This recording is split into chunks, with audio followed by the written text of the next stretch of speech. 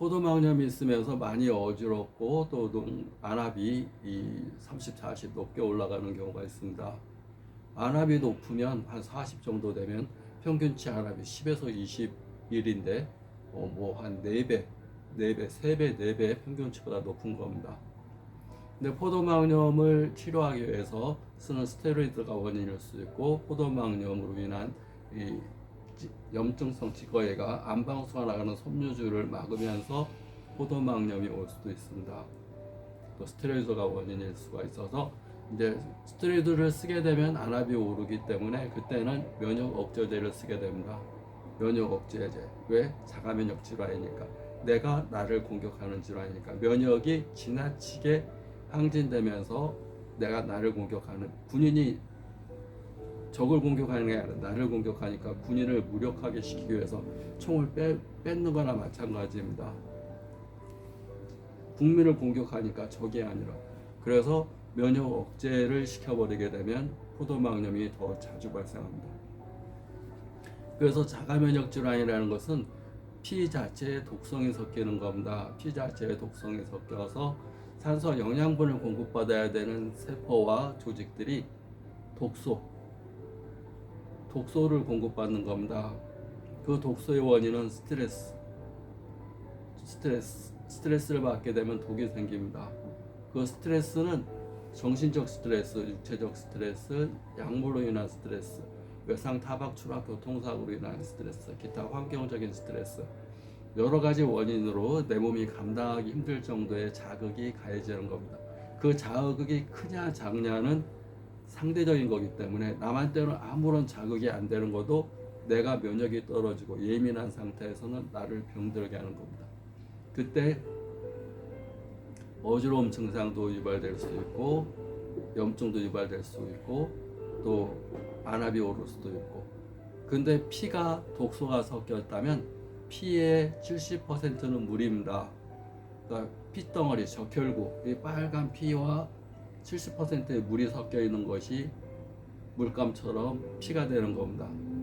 그러려면 물을 잘 안 먹는 습관을 갖게 되면 피가 껄쭉해집니다. 껄쭉하고 또 물이 부족하게 되면 혈액에 독소가 생깁니다. 껄쭉하고 독소가 생기고 또 끈적끈적해지고, 그런 피가 순환이 되게 되면 물기가 없으니까 피도 부족하다고 느낍니다.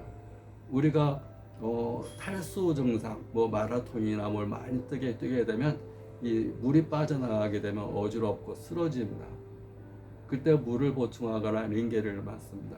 링겔은 포도당 주사입니다. 그래서 물을 자주 복용하는 게 좋습니다. 근데 이 자가면역 질환이니까 사람들이 생각할 때 내가 운동 부족인가? 그래서 면역을 키워야 되나? 이렇게 생각하는 수가 있습니다. 그래서 헬스장 가서 운동을 해야 되나 보다. 근데 운동은 피곤할 정도로 하게 되면 이런 자가면역 질환, 염증을 10년째 앓고 있는 분들한테는 운동을 하게 되면 활성산소라는 게 생깁니다. 그냥 피로로 인해서 생기는 이 산소, 그것은 염증을 더 유발할 수가 있습니다. 그래서 운동보다는 유산소 운동, 근력 운동이 아니라 유산소.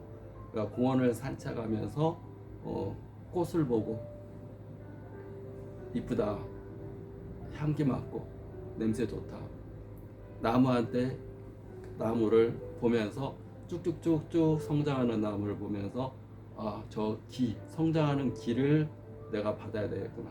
기병은 크게 두 가지입니다. 기가 부족하거나 기가 막히거나. 기가 막히는 원인은 스트레스, 기가 부족한 원인은